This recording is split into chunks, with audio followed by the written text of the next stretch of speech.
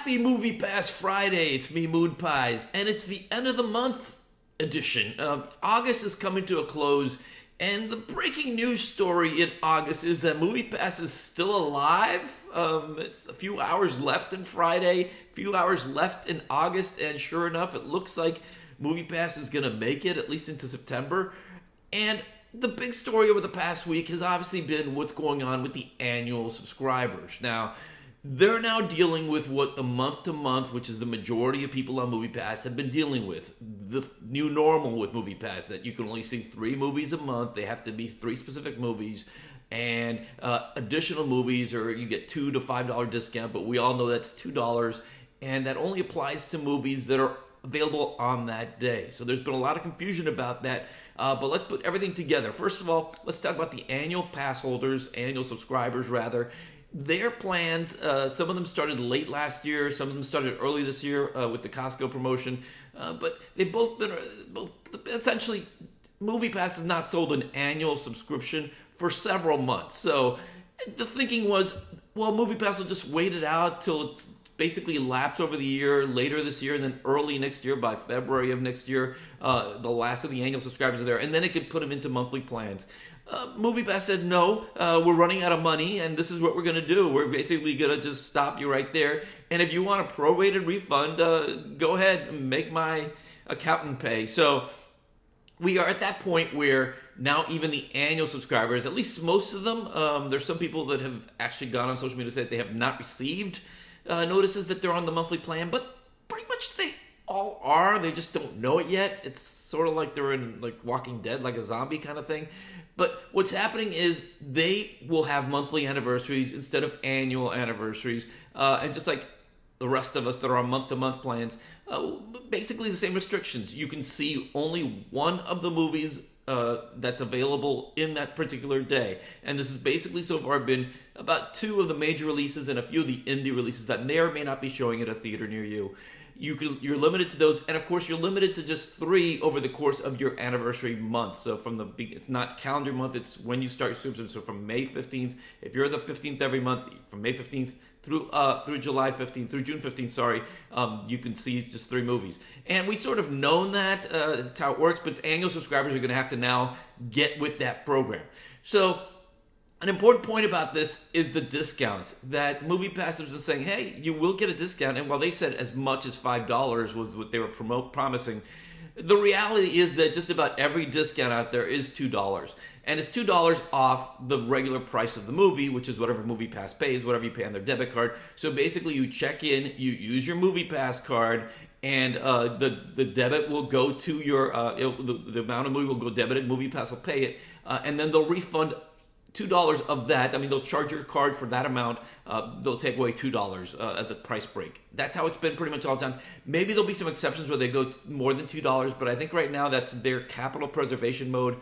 And by limiting it to not just any movie, so it's not you see these 3 movies, then you can see anything in the planet at a movie theater, IMAX, Dolby, anything supersized experience, and you just get the price break. They were doing it this way to sort of limit you by saying these are still the only 2 movies you can see on any given day. And by doing that, they're training you to think, all right, this is my plan, I'm on this, and whether it's 3 movies or not, eventually you're going to be swayed into complacency and be saying, well, I've seen 3 movies, have I? Well, I'll be charged for it if I don't. Either way, MoviePass is losing money on that. You may think, oh, well, gee, they're just giving away $2. But that's above the 3 movies. So if you're beyond that 3 movie threshold, you've already cost them between, $20 to maybe $35, depending on how much you're paying per movie, is what they're already in the hole. So they're already losing money, and they're just losing a little more money. It's sort of like just stopping the bleeding, slowing the leak. It's like a roof burst, and it's flooding in, and they're just putting little pieces of tape over some of it, so just it drips slower. So this is a situation at MoviePass, and annual pass holders, annual subscribers rather, are now in the same boat. So it's a leaky boat, and it's still a financially unstable boat, but there's a silver lining to all this. And I think this is important to know that MoviePass, by doing this, by saying, all right, we're just going to limit you to 3 movies, and we'll give you a $2 price break in the future for any movies beyond that in any given month. As far as like a creditor, as far as an investor, and I'm not talking about the stock investor, I'm talking about the real investors, the one that are actually investing in the debt of the company, the guys that will have to step up and finance this money-losing operation, if MoviePass is to continue, they'll say, well, hey, they're taking proactive steps, or maybe they're reactive at this point, to stay in business, and they're trying to curb their losses, and they're making it, less bleed on their model. And in theory, we all know the truth, that the model is not sustainable, because for the simple fact that if you pay MoviePass more than you're getting out of it, it's not worth it to you. But if you actually do that, then you are a money-losing customer to MoviePass. It's that simple. So it's a lose-lose model as it is right now. We'll see how it evolves. But basically, if you're a creditor and you're thinking, well, hey, at least they're losing less money, that's a plus. So even though there's a lot of belly aching, obviously, this summer, MoviePass is not that great service it used to be when you were basically coasting on MoviePass, or more importantly, I guess, the creditor's dimes. It is still viable, and at least more financially viable, but still a very broken model in the eyes of the community. And I'm not saying, you're saying, well, the stock is just at 2 cents. Well, forget the stock. The company goes bankrupt. It's the creditors that take over. So it doesn't matter about the public investors. This is not a commentary on Helios and Matheson stocks, so you can HMNY me later. That's not what this is about. This is more about the actual people that are financing this, which are not the public investors, retail investors. So let's go to the fact that if you think, well, this model stinks, I would never sign up for this, and you're probably right. And if you think about it, if MoviePass actually launched this way last summer, back in mid-August, they said, all right, it's not going to be unlimited for $9.99. We're going to do this $9.95. You're limited to 3 movies. We'll give you $2 off of it. People would have actually said, hey, that's a pretty good deal compared to movies. I like movies, or maybe I'll check it out. And $9.95 isn't too much of putting my foot in the door to see if I want to see 1 movie, maybe 2, maybe 3. And hey, if I go see more movies, then I don't mind. I'm getting it cheaper than I would paying retail for it. It's not a ridiculous model if we weren't spoiled by the model that was before. Now, obviously, if it was that model, the model that's now was what rolled out last summer, there is no way that MoviePass would have been at 3.2 million subscribers in the middle of August of this year. It would have been maybe in the hundreds of thousands, 300, 400, maybe 500,000 subscribers over the past year if this had been the model that started. But by doing this, right now, there's a lot of angry people, and there's no doubt that MoviePass subscribers peaked at 3.2 million a couple weeks ago. It will never get there again under the current scenario. Many other things can happen. But even if by the end of this year, let's say MoviePass is still solvent, and it's down to maybe 1.5 million subscribers or something like that, it's still better off as far as a base subscribers than it would have been if it had the plan that it has now all along, and had maybe a third of those subscribers. And obviously, I'm just spitballing numbers here about how big the base would have been. But it's clear that if MoviePass didn't come out the way it did, there would not be an AMC Stubs A-list. There would not be any of the other models that are going to come out following this. So keep in mind that while this is upsetting, this model itself probably would have sounded pretty good to you if the U of U from 13 months ago was presented with this value proposition of $9.95 for 3 movies, even though they pick the movies, but eventually they'll get to the movie you want over the course of a month. So the model itself is still broken, but at least it's more easier to stomach, more palatable for potential creditors, which is who MoviePass has to impress now. Forget Wall Street, MoviePass, Helios and Matheson has lost Wall Street. Forget consumers because they're pissed off now. Right now, if MoviePass wants to stay in business, they have to appease the creditors, the lenders, the financiers, the people that are financing this, bankrolling this thing, and that is why they're doing this. The model as is now, at least, is easier for them to stomach. So let's move on to other aspects, other news items that happened this week. Carl Schramm, who is on the board, was on the board of directors for MoviePass, resigned this week, and he basically said, "Hey, these guys did not tell me what was going on. I don't want to be associated with this," and he split.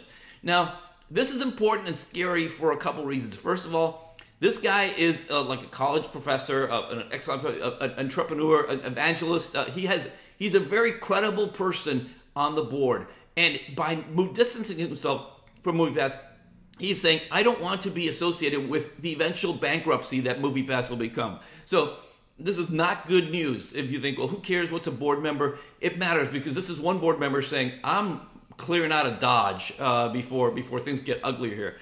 And so there's that story. The other story, a positive story, happened on Thursday when MoviePass announced that they're teaming up with Postmates to start promoting stuff. Now, the partnership itself is weird because you think MoviePass means you want to get up and you're active, you want to go to the movie theaters, you want to go places, you want to see stuff. Postmates is, I don't want to go out. I want to have food delivered to me. So it's a strange combination of the two companies. It's not like, they finish each other's sentences or anything like that. But it is one partner seeking out another partner, like they did with the iHeartRadio promotion, which didn't really make a lot of sense. The Fandor streaming association, which also didn't make a lot of sense, but at least it was entertainment-based. But this one is interesting because it does promote this culture, well, not just millennial culture, but just in general culture. People are really ordering more stuff through Postmates, Uber Eats, DoorDash, and stuff like that. So this is a smart deal because right away, MoviePass is saying, all right, we're losing money. We don't have a lot of stuff. But if we partner up with DoorDash, Postmates, wrong company. If we pair up with Postmates and they offer promotions to our subscribers and they offer deals to their dining members where they get a month for free of MoviePass, it's acquisitions on both ends. It is a very smart relationship, a very smart partnership. And maybe MoviePass, if you wind up getting like free delivery once a month from Postmates, you may not value this in the way that they do, because to them it costs them nothing. It's just basically each company's throwing each other a bone. But in the eyes of some people, they'll say, well, this is at $9.95 a month. I'm saving $3, $4, $5 delivery fee a month if I get some kind of price break like that, or like the week trial or something like that. So there are a lot of factors here that make this a very cool deal. And it's interesting, just like the Schramm news is terrible, this is good news because it's saying, as bad as things may be for MoviePass, there is a real legitimate company out there, Postmates, that's actually going out there and saying, I want to associate with you. I want to anchor my brand next to yours. So it was a week of someone saying, I'm out of here, and another week of a company coming in and saying, I want to be a part of this situation. So you have good, you have bad, and for annual pass holders, annual subscribers, welcome to the world that us monthly members have been dealing with for weeks. It's not pretty, it's not fun, but you get used to it. Make yourself comfortable. We'll see how next September goes. This is MoviePass Friday. Moon Pies out.